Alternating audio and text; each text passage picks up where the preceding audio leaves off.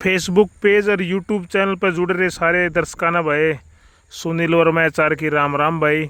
और आज आपको दिखाने वाले हैं बारिश के बाद जो फूल गोभी की कंडीशन है। वो हमारी फूल गोभी भाई ख़त्म होगी पूरी की पूरी।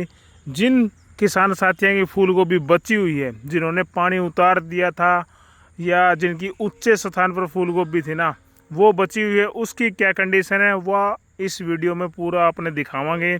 सबसे पहले देख लो भाई, फूल गोभी वैरायटी है नाथ सीड्स की ओसिस 2251 और लगभग मान के चलो भाई ये 70 दिन के आसपास 75 दिन के आसपास की ये फूल गोभी होगी है।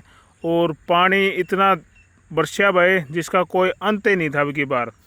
और बारिश से पहले इसमें ना खरपतवार नाशक दवाई भी डाली थी, जिसमें टर्गा सुपर थी और गोल दवाई थी, उससे खरपतवार जड़ गई थी। लेकिन अभी लगातार जो बारिश हुई ना, उसमें इतना घास देखो भाई, 4-4 फुट घास हो गया है ये वाला। और गोभी दिखाई भी कौन देने लग रही। पहला कांड तो इसमें घास घना हो गया। दूसरा ये देखो, जो मेड थे ना खाई थी बिल्कुल काली होगी, काई लाग गई, इतना क्यों पानी खड़ा रहा।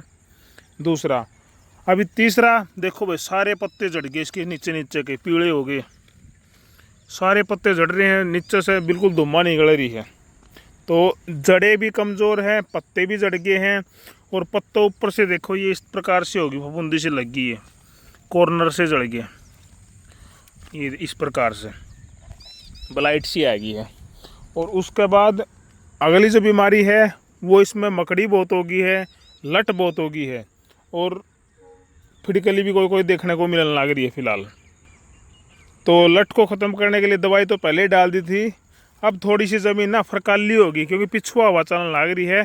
और अब इसमें भाई खरपतवार नाशक हर्बिसाइड कोई भी नहीं डाल रहे, सिर्फ इसका घास निकाल रहे हाथों के द्वारा, खुरपियों के द्वारा, कसोले के द्वारा। अगर इसका घास निकल जाएगा तो थोड़ी और फरकाली ज़मीन हो जाएगी, तो निराई गुड़ाई बढ़िया हो जाएगी। निराई गुड़ाई तक के फ़ायदा होगा, एक तो ये पीले पत्ते हैं ना ये मिट्टी में मिल जाएंगे, जड़ा का सारा है, थोड़ी सी मिट्टी लग जाएगी, जड़ें मजबूत हो जाएंगी।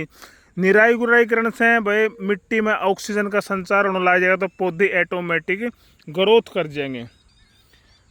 तो फिलहाल फोकस है खरपतवार को निकालना और इसकी जल्द से जल्द निराई गुड़ाई करके इसमें डीएपी वगैरह डाल के इसको मजबूत करो भाई, क्योंकि जितने भी पोषक तत्व ज़मीन के थे ना सारे ख़त्म हो गए हैं। पानी उतारा है, जितना भी हमने इसके अंदर पहले डाला था वो सारा पानी के थ्रू उतर गया भाई बाहर, इसमें कुछ नहीं बचा।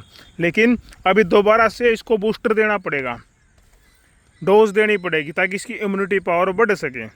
और मेड भी बिल्कुल सख्त हो गए हैं, काई जम गई है, इसको निराई गुड़ाई करेंगे तो मिट्टी भुरभुरी होगी, फरकाली होगी, तो ऑक्सीजन का संचार बढ़िया हो जाएगा, तो पौधे ऑटोमेटिक ग्रो कर जाएंगे। एक इनकी जो जड़ें कमज़ोर होगी उसमें फंगीसाइड भी डालना पड़ेगा भाई, बढ़िया कई तरह के फंगीसाइड आए हैं वो भी डाल देंगे। देखो सारे पत्ते नीचे इतना पानी में टच हुए ना, वो सारे झड़ गए हैं, पीले हो गए हैं। और जो पौधे डैमेज हुए हैं, ये जिस तरह ये पौधा डैमेज है और भी बहुत सारे पौधे डैमेज हैं, उसको उठा करके बाहर निकाल देंगे ताकि ये पौधे गले ना, सड़े ना और बदबू ना मारे और दूसरे पौधे को ख़राब ना करें। ठीक है, अभी देखो भाई इसमें फ़िलहाल फूल आने शुरू हो गए हैं, लेकिन पत्ता देखो कितने जल गए हैं, पत्ता ऊपर से फफूंदी लग गई है, काली फफूंदी लग गई है। तो जब इसकी निराई उड़ाई अच्छे से होगी ना तो ये सारी ठीक हो जाएगी। अभी मौसम भी बिल्कुल क्लियर है, फिलहाल तो कोई दिक्कत नहीं है, पिछुआ हवा चल रही है, अच्छी गर्मी पड़ रही है, तो ज़मीन सूख रही है। और हमारे जो किसान साथी है अपने खेतों में जुट गए हैं काम करने के लिए। तो ये कंडीशन है भाई फूल गोभी की। आपकी क्या राय है कमेंट करके बताओ, और आपकी तरफ फूल गोभी की कैसी हालात है वो भी हमें ज़रूर बताओ भाई।